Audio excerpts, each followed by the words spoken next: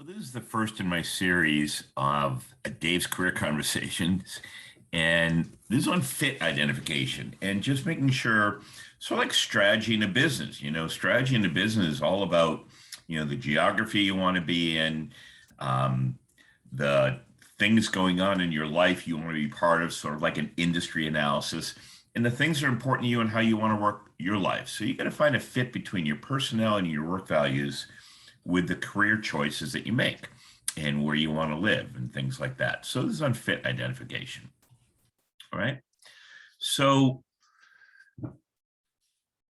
there's 5 parts of this series. You don't need to go through them in order. One is career fit, the personality and work values. 2 is the career opportunity research, how to find what you're looking for. 3 is branding, the resumes, cover letters, and posts. 4th is career discussions, how to look at the interview and have success skills. And 5 is the career transitions, pivoting in a chaotic world.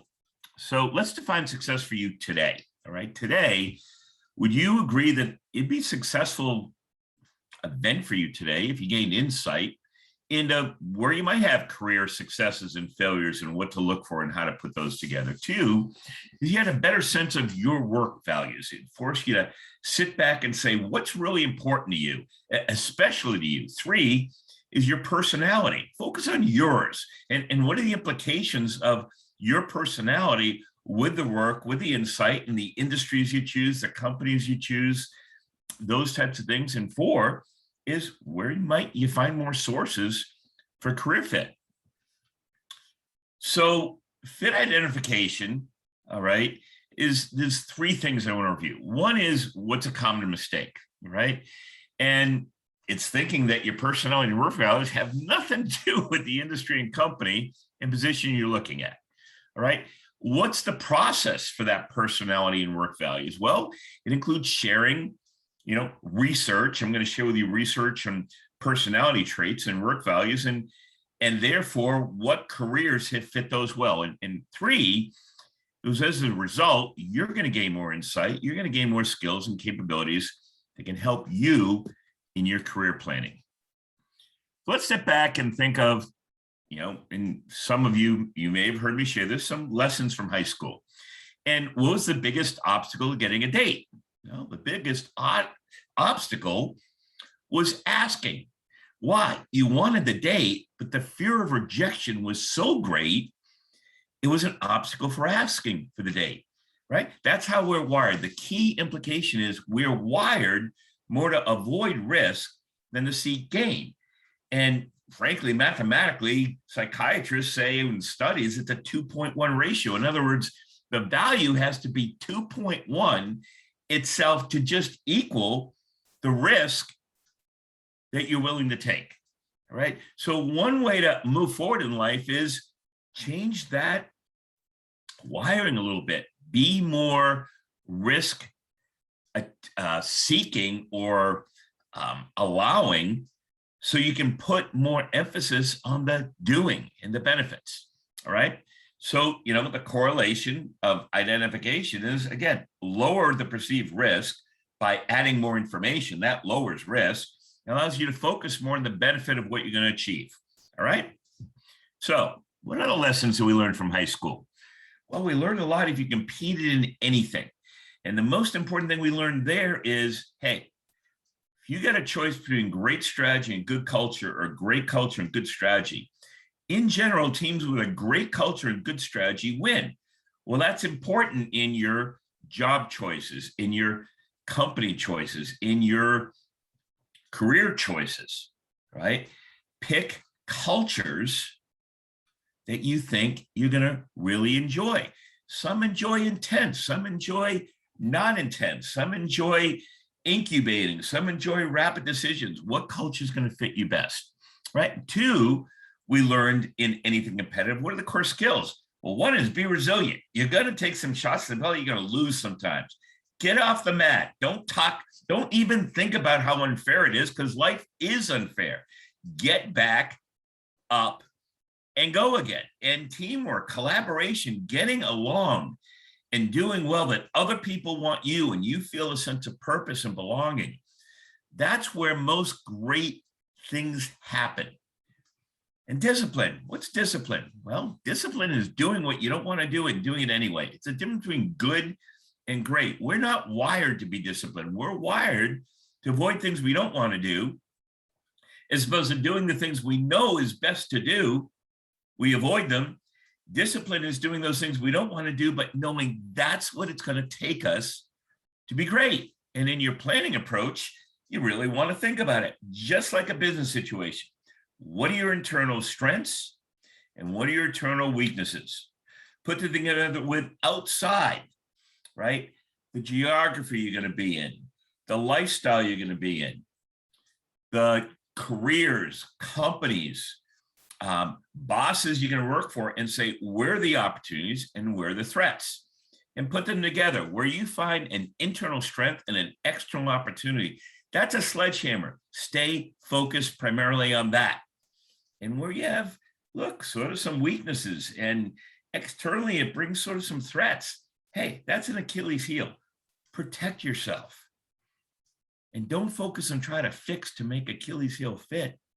Try to protect yourself or get over or shift over or transition to the sledgehammers.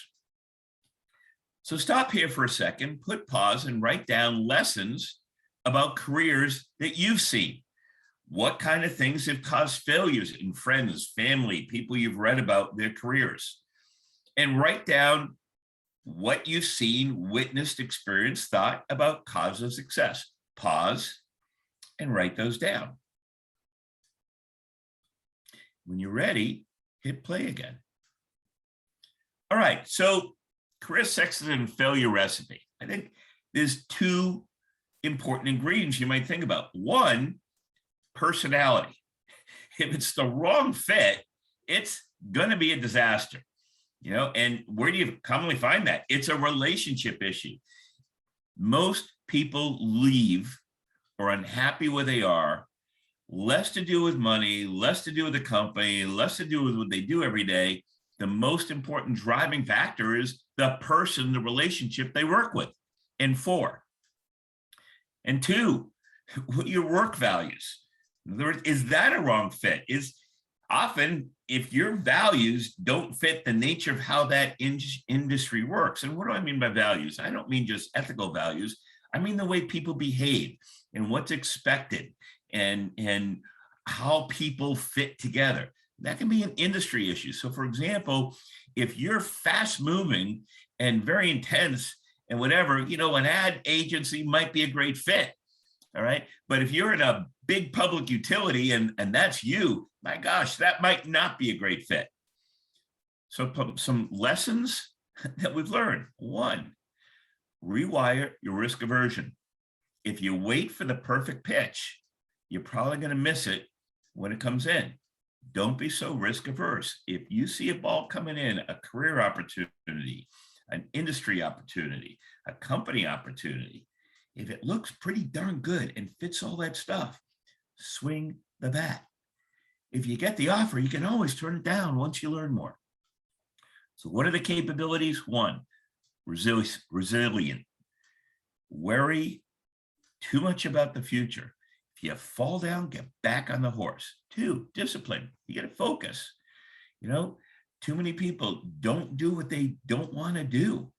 Well, do it anyway. And teamwork, what does that take? It takes trust, right? Which comes from you demonstrate care and respect. It comes understanding, which means you understand the cause and effect, right? The who, what, when, where, how are the only things that cause anything good or bad to happen. But the why helps you prioritize that, all right? Think about it on your own terms with all the complications as thinking chess. Share it with others so they get the core like checkers, right? And last is what drives behavior. At the end of the day, it's what's in it for me and having a clear understanding of what's the experience you want to avoid and what is it going to take to belong, right? But most people, teamwork, it's about, do I belong here? Am I going to feel special here? And has my life had the kind of purpose I'm looking for, right? So if you want to learn more about you, okay, here's a site. It costs nothing to learn more about your work values and your personal assessment. So copy it, paste it to a web browser, and gain some insight. They'll help you further think about your career choices. It'll share some careers to consider. It'll share what primary talents you have and how they fit. It'll share your primary work values and where they're best fit. So stop, pause, check the site out. And once you do the assessment, what did you learn from it? Write it down and then click play again. Let me give you an example with me when I took this test. All right. I took it and it gave me feedback on my most important work values. All right.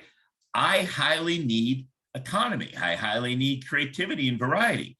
I highly need to be able to influence. It's one of the reasons I teach. I highly want to be able to demonstrate performance, and it's somewhat prestigious. And that shares with you why at this time of my life, being a college professor fits really well. And for most of my career, taking technically bankrupt companies, sometimes very large ones, for very large billionaire investors, and evolving them out of bankruptcy.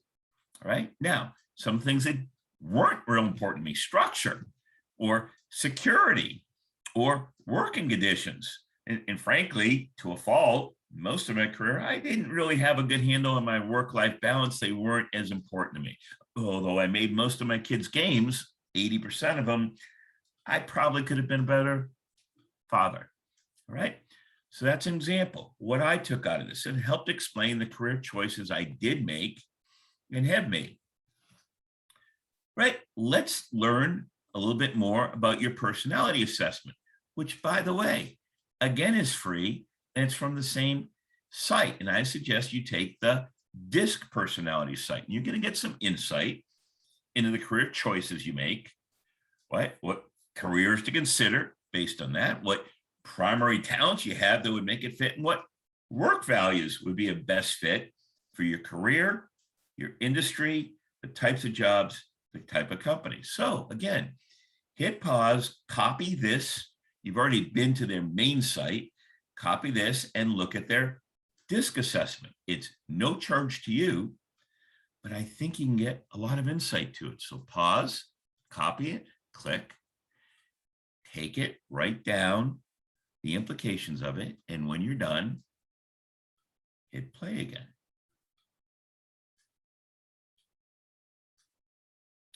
So here's an example of mine. All right. Some you might want to look at personally and some not, but steadiness is not that important to me.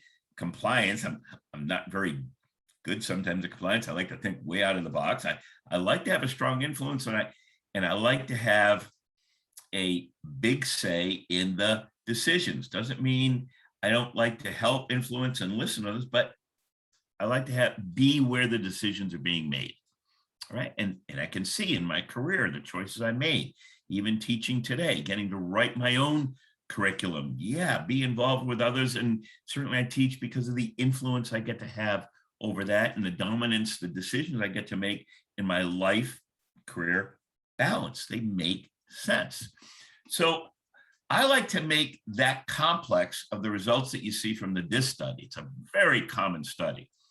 But I break it down into 4 birds because they help me really get my arms around what's going here. Very dominant. I think of like eagles.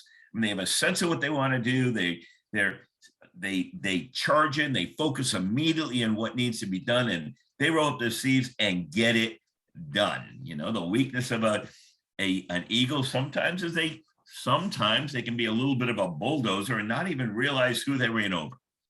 And then you got parrots. Parrots are, again, more people-oriented than eagles. Eagles like to get things done, but they're still very assertive, right? They're still very active in the conversation. The difference is they can put off a little bit longer what gets done to get a lot more people involved and energized. And, you know, parrots tend to be literally fun to be with and fun to work with, right? They really care that everyone's getting along. They tend to be very dramatic and things get done. The S is the dove.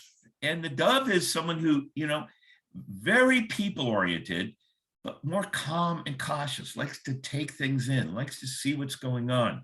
The difference between them and an owl is they're seeing things much more in how it's affecting other people, whereas the owl is much focused on what's the right and wrong answer. Now, none of us, or very few of us, are all one or all the other. In fact, sometimes I think I'm an eagle in certain types of situations, especially business ones.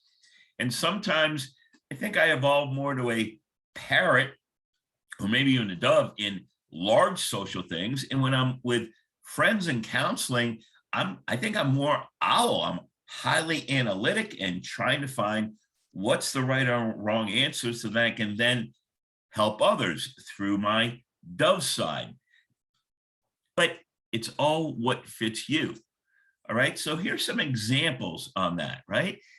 Eagles tend to be very fast-paced, outspoken, and they question and they skeptical.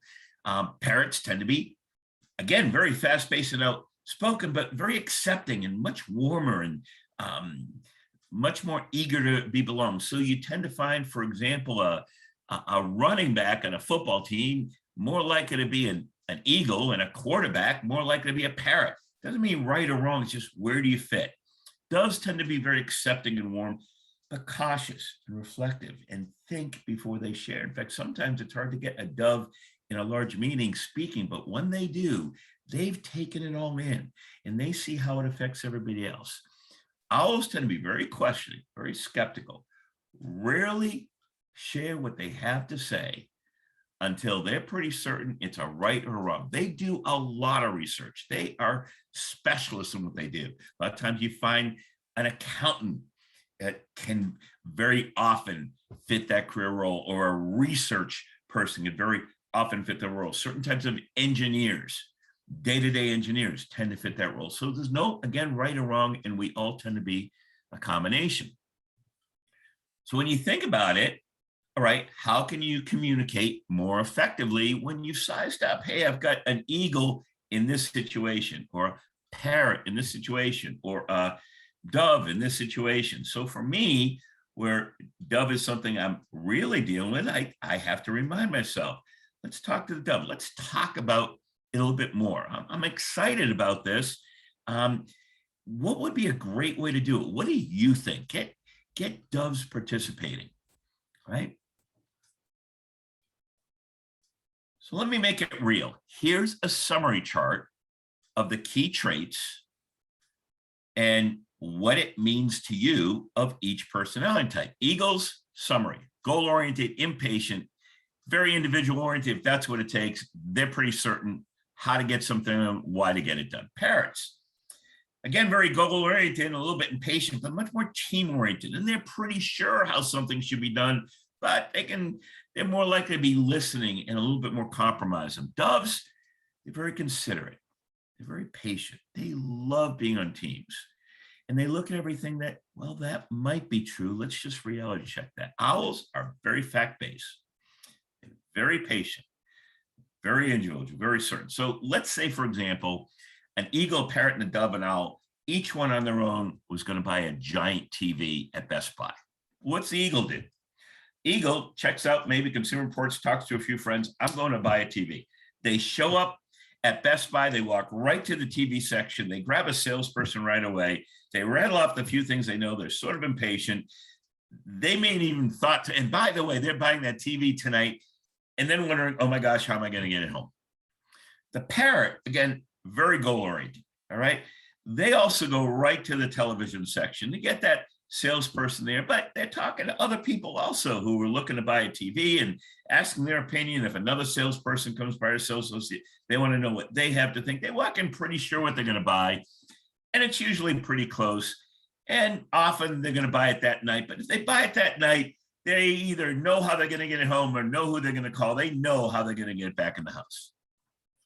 A dove, well, they're not going to go to Best Buy right away. They're going to do a little bit more research and get on Consumer Reports and check out other things and maybe check the website of Best Buy and what other people have experienced there. Maybe 2 or 3 days later, they're going to show up at Best Buy. But when they show up at Best Buy, man, first of all, they're saying hello to the welcome person at the front, and they might walk through the cell phone section and say hello to the few people, maybe take a peek at some of the phones there. And on their journey, they're going to end up over at the television section, and they're looking for, they're sort of looking at a lot of TVs, and whoever comes up and talks to them, that's great. And waiting for the salespeople, they're pretty patient. They know they're talking to other people, and they may ask a lot of questions and things. And maybe they'll buy that night, but probably not. They're probably going to go home. They're going to consider it more. They're going to talk to other people, and they're going to be thinking, well, my significant other, likes to watch, sports. I want a TV big enough for watching sports, and the kids, well, they're into the video games and stuff. Where are we going to put those video games? How are they going to hitch in? How are they going to deal with those different things? They're worried about those types of things. The owl, well, frankly, may not get that TV for a month. All right. They're doing the old Ben Franklin. Here are all the advantages. Here are all the disadvantages. They can tell you the specification differences between a Sony TV and a Vizio TV and a whatever brand you're talking about. And they've already compared, there's more than one store to get it at. I could get it at Best Buy, might want to even do it. They have studied this. And by the time they come to a decision, man, it's the right decision. So eagles, they stay focused, just do it. Parrots, they don't want to be boring. They just do it, but as a team. Doves, they compromise, and they want to make sure everyone's bought in. And owls want facts, and be careful, never tell them they made a mistake. Now, here's the interesting thing. I want you to think for a second of famous people, famous leaders, famous presidents, famous generals. And here's what you're going to find. There's no right or wrong personality type. They all get it done. They all bought a TV, but they fit different industries, maybe a little bit better, and they fit different careers a little bit better. But you can find presidents of the United States that were very successful that frankly fit these very well. As an example, Jimmy Carter, maybe some argue one of the highest IQs in the presidency in years, very much an owl, right? Reagan, right? Get to the key points, need everybody involved, put a lot of emphasis on what other people thought, maybe a Reagan or maybe a Clinton. George Patton, definitely an eagle, but Eisenhower, more of a combination, a lot of parrot and a little bit of owl. Again, you find all combinations here. There's no right or wrong, but people tend to have a primary and a secondary. And this chart can help you not only understand yourself better for your internal strengths and weaknesses matched to external threats and opportunities, but also help you see how to work with others better. And then what industries more likely fit what you are and your strengths and weaknesses, what companies, what industries, what even types of bosses make the disc real. So common examples of career fit, but these aren't absolutes. Parrots might be a little bit more likely to be an entrepreneur or a police officer or a small legal practice or the partner in a big one, but take their own way, or certain kind of bankers. Parrots tend to be very good at real estate, very good at the arts, very good at public relations, very good at marketing, working with a lot of people, very focused on getting things done. Doves tend to do extremely well in healthcare, very good at customer service, very good at counselors and great teachers. And owls tend to be great at science or engineering or IT accounting. But these are not absolutes. I've met great chief financial officers that were doves.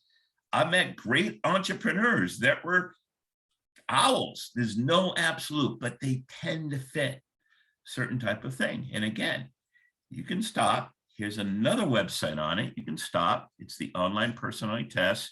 What are the best jobs for your DISC personality? Pause, copy it, paste it into your browser, watch it, write down what are the key things you took out of that. And when you're done with that, hit play again.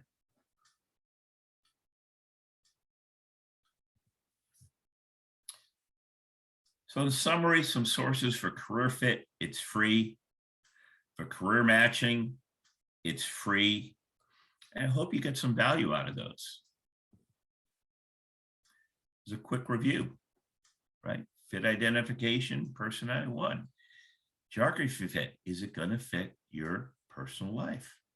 2, career fit, do your personalities and work values fit the criteria for the industry, company, role, or do they fit criteria of the work values, the personality, the primary talents?